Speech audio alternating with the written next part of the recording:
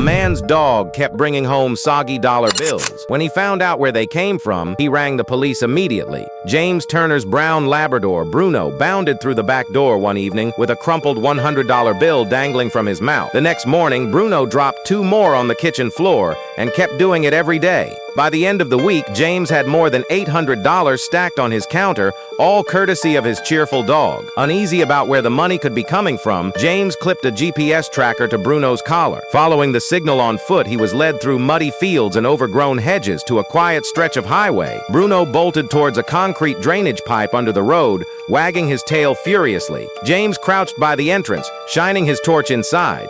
What he saw piled up in the shadows made him stumble back in shock. He pulled out his phone and called the police straight away. What they uncovered left officers stunned. The flashing blue lights painted the quiet countryside in an eerie glow as the officers sealed off the area around the drainage pipe. James Turner stood nearby, his Labrador Bruno pacing restlessly at his side, tail wagging as if the night was nothing unusual. To James, though, everything felt surreal. Just hours earlier, he had been laughing at his dog for dragging in soggy $100 bills. Now he was watching armed officers pull bundles of cash out of a hidden black plastic bag coated in strange chemical-soaked layers. He kept thinking back to how Bruno had trotted home with those first notes, completely unaware of what he'd found. The officers laid the stacks of bills across the hood of their patrol car under a portable light. Each bundle was wrapped tightly with rubber bands, dark patches on the paper where the moisture had seeped through. James heard one officer mutter under his breath, "There's got to be at least 40,000 here." Another officer carefully placed each bundle into an evidence bag, sealing them one by one while another took photos for documentation. James noticed the men wore gloves, not just for standard procedure, but because the bills carried a faint, sharp chemical smell that seemed to sting his nostrils every time the wind shifted. A detective approached him, notebook in hand. She introduced herself as Detective Alvarez, her dark hair pulled into a tight bun, her tone firm but calm.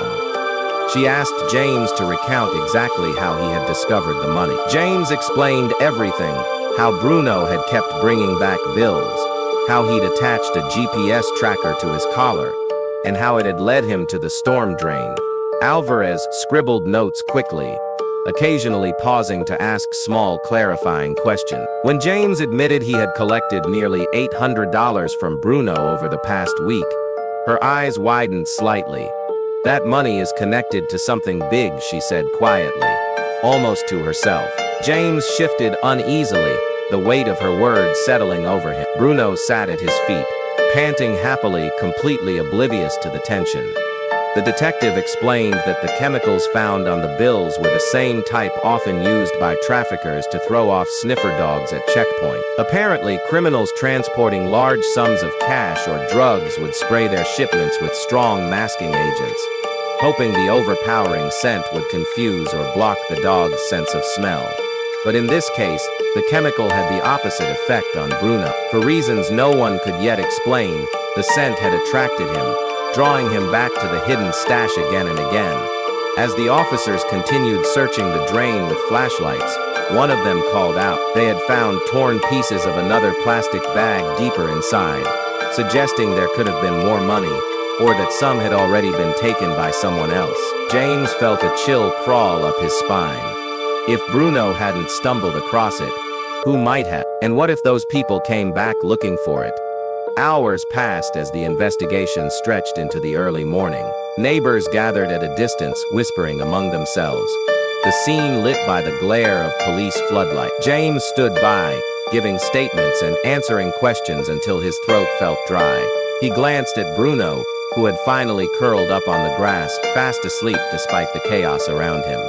It wasn't until nearly dawn that the officers loaded the evidence into an unmarked van. Detective Alvarez returned to James and handed him her card. "You might be hearing from us again soon.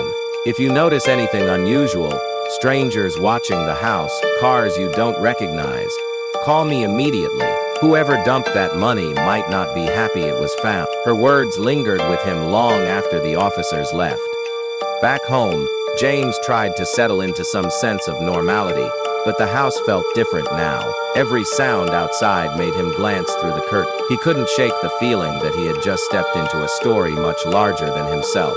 That night, he struggled to sleep. Every time he closed his eyes, he pictured Bruno trotting into the kitchen with another crumpled bill. The following day, a news van parked across the street. Reporters swarmed, eager to speak with James about the discovery. He declined, keeping his answers brief. The story had already spread quickly online. Dog finds $40,000 in hidden highway stash, and James hated the sudden attention. He worried it might draw out the people who had hidden the cash. 3 days later, his phone rang. It was Detective Alvarez.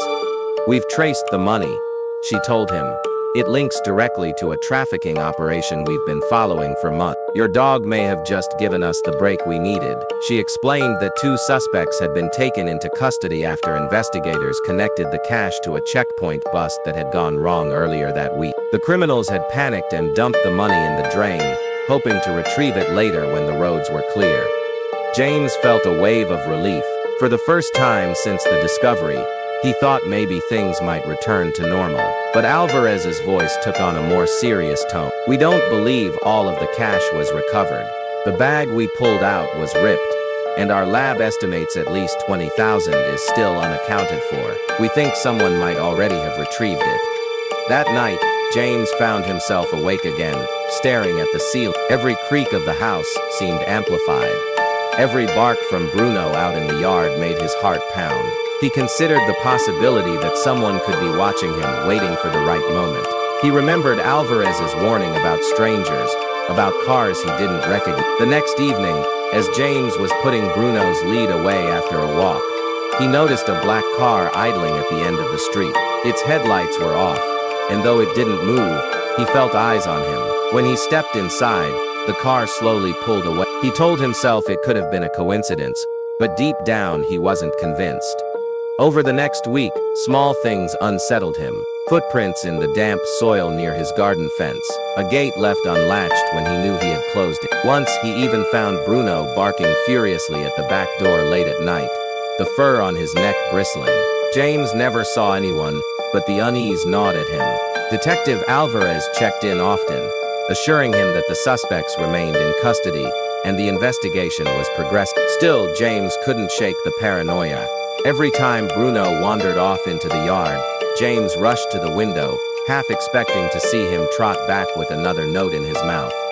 And then, one morning, it happened again. Bruno bounded through the kitchen door, tail wagging, a wet, crumpled dollar bill clamped tightly in his jaws. James froze, the half-finished cup of coffee in his hand trembling slightly. The cash smelled faintly of the same sharp chemical scent as before. His stomach dropped. If Bruno had found another bill, that meant the rest of the money was still out there. And if it was still out there, someone else might be looking for it too. James picked up the phone with shaking hands. He knew this wasn't over.